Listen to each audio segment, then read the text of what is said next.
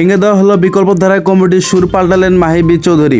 একাদশ সংসদ নির্বাচনের আগে জোটবদ্ধ নির্বাচন করতে বিএনপির সঙ্গে একাধিকবার বৈঠক করেছিলেন অধ্যাপক AQM বদরুজ্জামান চৌধুরী নেতৃত্বাধীন বিকল্পধারা বাংলাদেশ।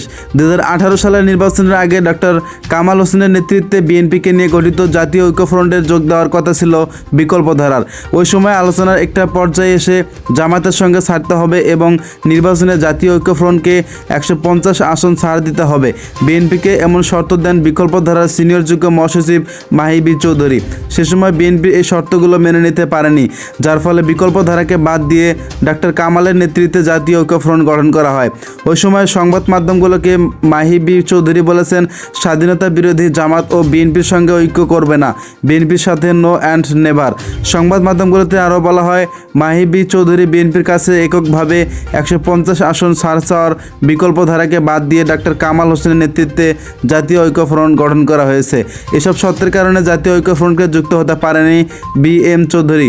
তৎকালীন বিএনপির নেতৃত্বাধীন 20 দলীয় জোটের শরিক Bangladesh national Awami league party, NAP ও ন্যাশনাল ডেমোক্রেটিক পার্টির NDPর একটি অংশসহ 11 দলকে নিয়ে যুক্তফ্রন্টের নামে আরেকটি রাজনৈতিক মোর্চা গঠন করেছেন।